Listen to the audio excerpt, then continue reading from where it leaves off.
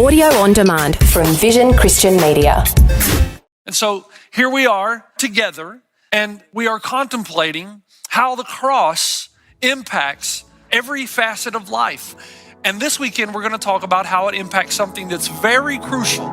Today with Jeff Vines, pastor, apologist, and Bible teacher.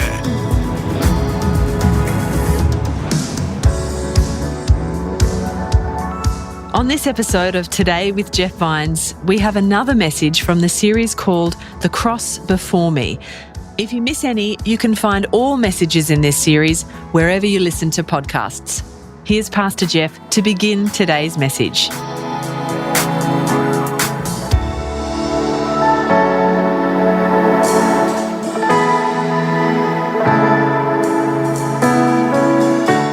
So glad that you're with us. And I think how appropriate it is that our theme is the cross before me. Never in our lives does that matter more than when we're facing something that we don't quite understand. And this is a great time to remember the hope that we have within us. The Apostle Paul talks about that we mourn, but we don't mourn as those who have no hope. And so we are saddened by crises that happen in our world. But remember, the primary message of the cross is twofold. One, that even when we're in the middle of the most difficult part of our lives, God can do his best work. The example, again, is the death of Jesus on the cross. And second, that there is a power that is associated with that God enables us to see things that we ordinarily cannot see unless something happens around our lives and our everyday living that kind of starts to disassemble any worldview that we have that will not maintain its integrity under the scrutiny of real life. And so here we are on a weekend when we are together and we are contemplating how the cross impacts every facet of life. We talked about how it impacts our freedom. And this weekend, we're going to talk about how it impacts something that's very crucial. And I'm hoping that there are people who will open their eyes perhaps for the first time, because for the first time in a long time, they've not been contemplating the depth of the soul and the meaning of life. There's just something about crisis that forces us into that kind of predicament. And as we do that, I want to turn our minds to the reality that there is something we need that's even greater than physical health. And your soul knows that. You know, the Bible talks about that we are made up of body and spirit. And your spirit knows that there's something that you need more than physical health, because eventually everyone loses the battle to decay and disintegration of the body. So there has to be something. In order for us to have a peace that passes all understanding in difficult times, there has to be something in us that knows that we are eternal, that there is a disease or a kingdom rather, that no disease could ever reach, that there's a kingdom that is unshakable. Now, the point is then, what is it about the cross as we move forward in the series that helps us to know there's a bigger need, a greater need than the physical body? And that doesn't mean we don't care about the physical body. We are praying for those who are suffering right now. We pray, we do mourn, but at the same time, we are reminded that we do have a kingdom that is unshakable, and we all want to be part of that kingdom. And if there's a God who truly loves us, then he's going to do whatever he has to open our eyes to the reality of that kingdom and do what is necessary to embrace us so that we may be part of it. And so I want to take us on a little journey, a little trip. And I've said before that tension is the best way to learn truths that have great depth. If I just become an information dispenser, that's not going to create a lot of deep learning. We must go through a journey. We must have tension. And that's what I want to do, is I take you toward the cross, which is the only worldview that will deal with your primary issue, my primary issue, our primary issue, which is guilt. The guilt and the shame that we all encounter through the circumstances of life. In 1960, the Israeli Mossad masterminded one of history's most incredible feats when it tracked down Adolf Eichmann. Eichmann signified terror to millions. He was a major organizer of the Holocaust.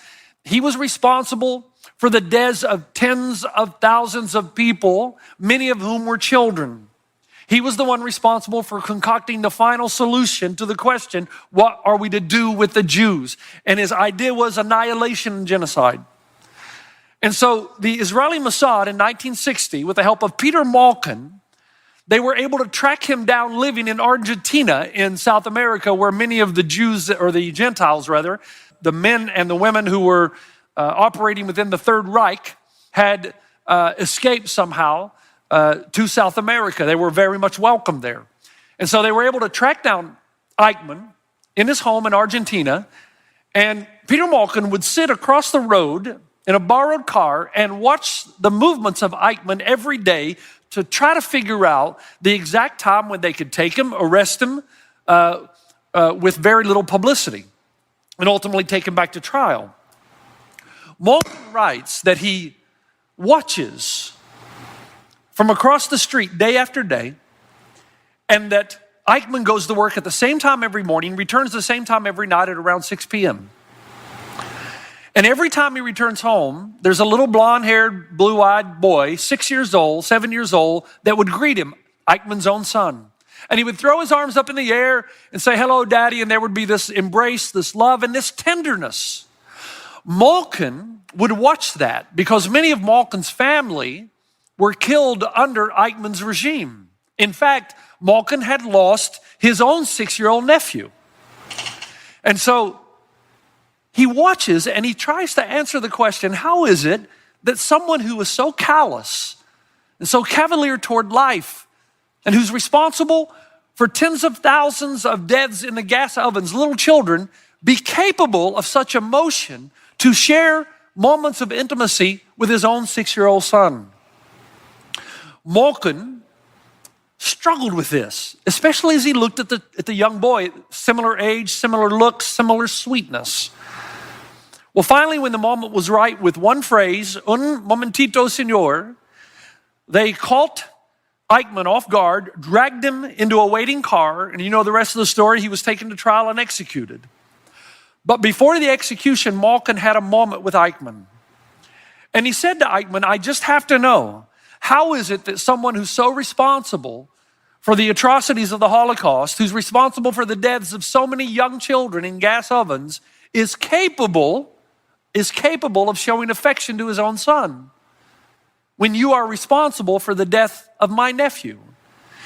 And Eichmann looked at Malkin and said without delay, well, your nephew was Jewish, wasn't he? Malkin sat there stunned. And he noticed there was absolutely no guilt, no remorse, as if what he had done was perfectly legitimate. And Malkin thought of Eichmann, how is this possible? How is it possible for a human being to commit those kind of atrocities and have no guilt and no shame and no remorse? Now, as you contemplate that, I think it's good to ask a few questions. The first is this: is guilt a good thing? The popular view today is no, it's not a good thing because it robs you of your life. It's attached to subjective ideas that were forced upon you by your community or by your parents or by society to manipulate you to do what they want you to do. So basically, the popular idea is rid yourself of all shame and guilt and you will be happy. My response would be, really? So guilt, as we are told, is just a feeling that we all have that is unattached to any kind of objective morality. You might say yes. Then my next question will be, well, if that's what you believe, then how can you be accusatory to Eichmann? Perhaps his feelings are just different from yours. What makes your feelings any better than his if it's not attached to any objective moral law? And some of you say, no, it is attached to objective morality. Then my next question would be, okay, what is that objective morality? What is the law that we all believe in to which our feelings must conform? And whatever that law is, it must be immutable or unchanging. It must transcend culture and social popularities.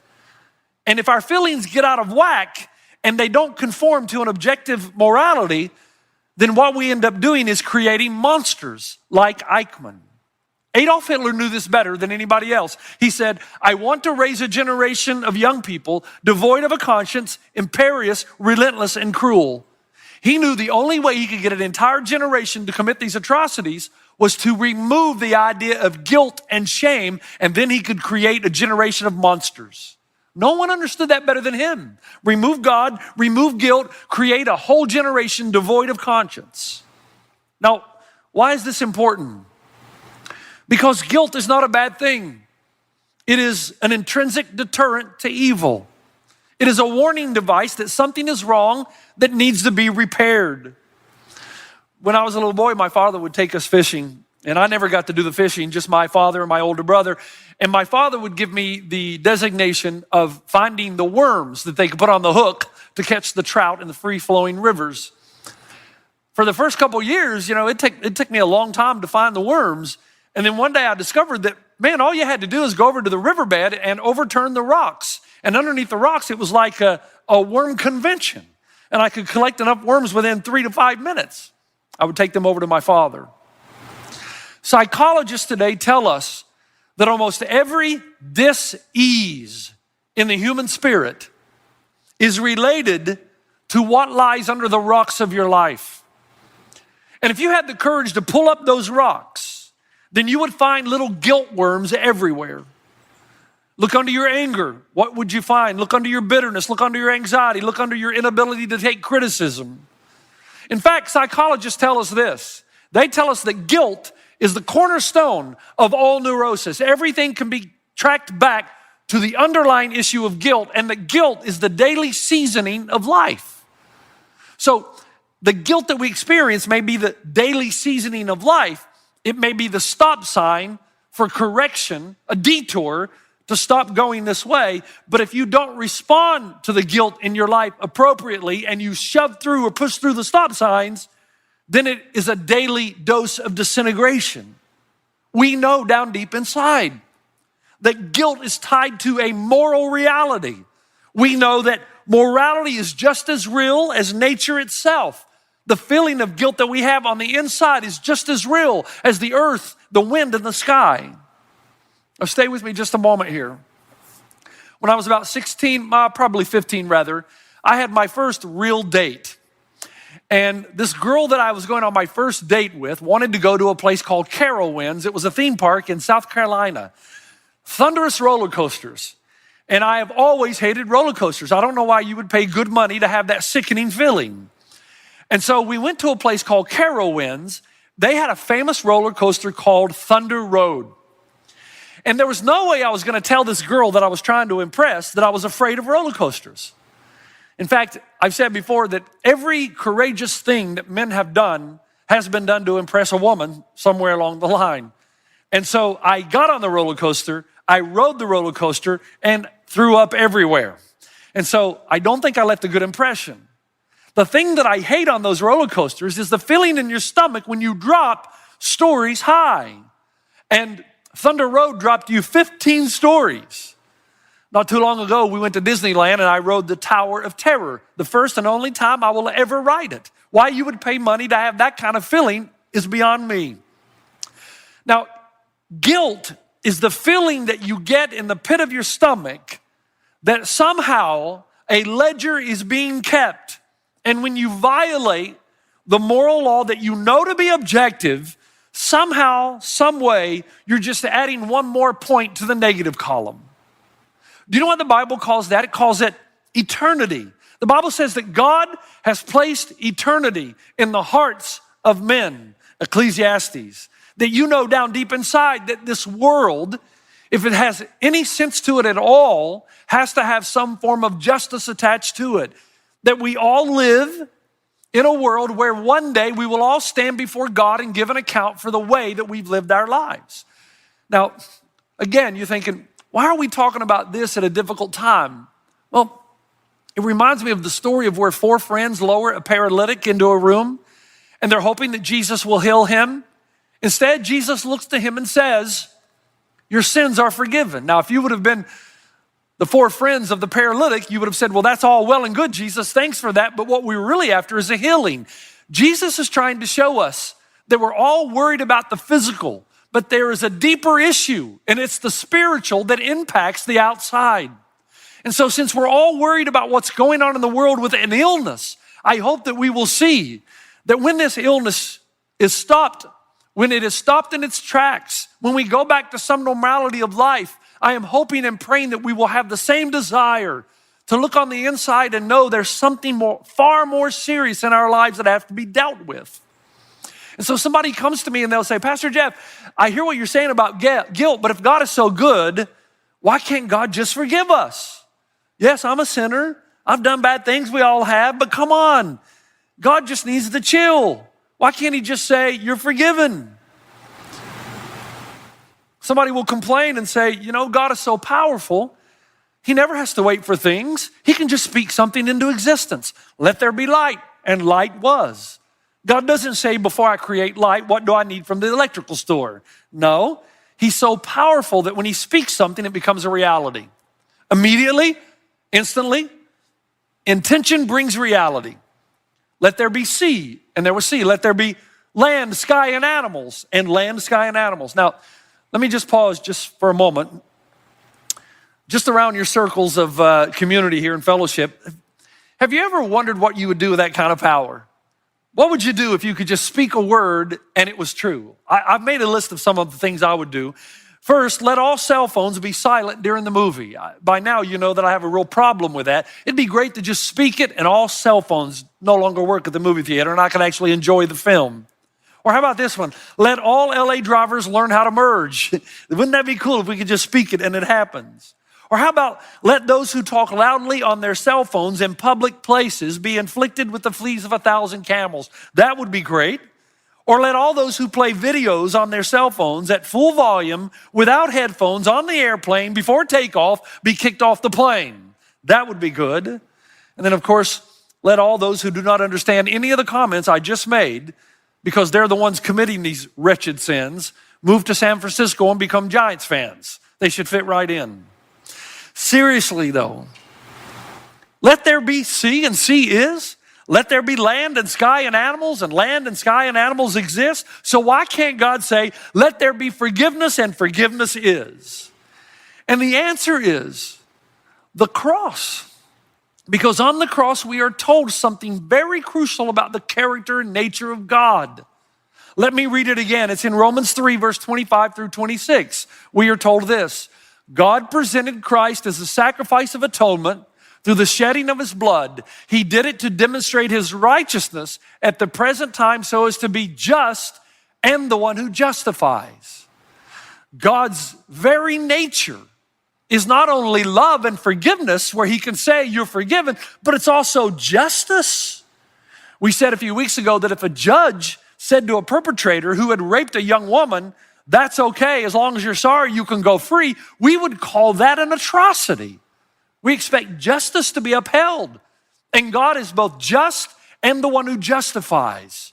So when he sends his own son to die on the cross, justice is upheld because sin is paid for, but his love moves in to pay the debt that you and I owe. Now, this is where the Christian worldview is different than any other worldview or philosophy. The question is, how does God deal with our violation of his objective law that is tied to our guilt? There's a reason that we feel guilt. There's a reason that we feel shame. Because when God gives his law, he does so in a way that is supposed to promote love and peace. If we live within these parameters and confines, then there will be peace and there will be harmony and there will be goodwill toward men. We get outside of these parameters, then our society begins to wreak havoc on one another. So because we're all guilty of violating the law and therefore experience guilt and shame, how does God deal with it? And in Romans 3:25, we're told that God presented Christ as a sacrifice of atonement. He deals with it through the principle of self-substitution. This is the heart of the gospel. This is why Christianity is fundamentally different to every other religious system. John Stott, one of the greatest thinkers, said that as the essence of sin is us substituting ourselves for God, the essence of salvation is God substituting himself for us. At the core of all sin is our inability or unwillingness to allow God to be God and instead attempting to usurp the power and authority of God. We all do it. I do it. You do it.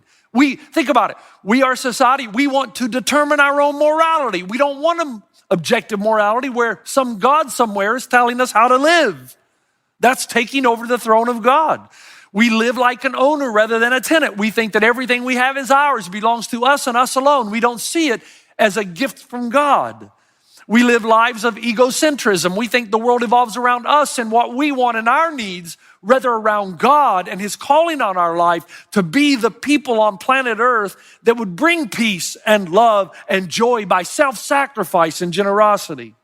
All of us, I do, you do, we fight the temptation to be in control. Submission is difficult for all of us. And that in itself is the foundation for all sin. Think about it. We even come up with our own religion. And we have talked about this often. It's the gospel of morality. It's the chart that we've used so many times before. Most people come up with their own way whereby they believe they are at peace with God if God doesn't indeed exist. And their own gospel of morality is this: well, as long as I have more good, as long as I can write my name above the 50% mark of goodness, then I'll be accepted before God. The only problem is, where is your objective truth that supplies this kind of subjective feeling? Who told you that's the way that you had to communicate or relate to God?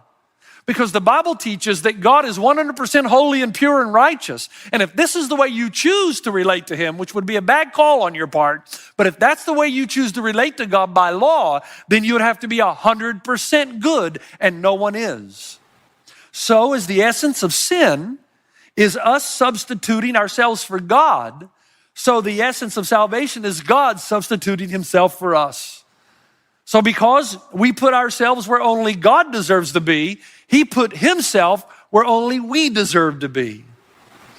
So in Christ, God came and took what we deserved. So it's still the law of moral accounting. He paid, he suffered. You owed, I owed, but he paid. That's called self-substitution, and there's nothing else like it in humanity. There is no more profound and dramatic and intense principle than the concept of self-substitution.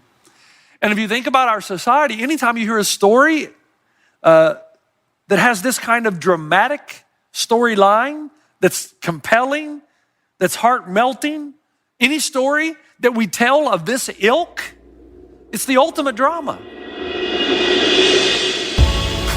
You've been listening to Today with Jeff Vines. Thanks for joining us. Next time, we'll bring you the rest of this message from Pastor Jeff. He's the only person in history who chose the fact of death, motivated by his love for us. And because we put ourselves where Jesus deserves to be, at the forefront of our lives, he put himself where we deserve to be, separated from God for a moment, that we could be with God for eternity. You can listen to more messages like this. Just search for Today with Jeff Vines wherever you get your podcasts. You make me wanna dance and sing with every single breath I breathe. I will bring this offering. You are my wonder, you with the wonder. Today with Jeff Vines. Thanks for taking time to listen to this audio on demand from Vision Christian Media. To find out more about us, go to vision.org.au.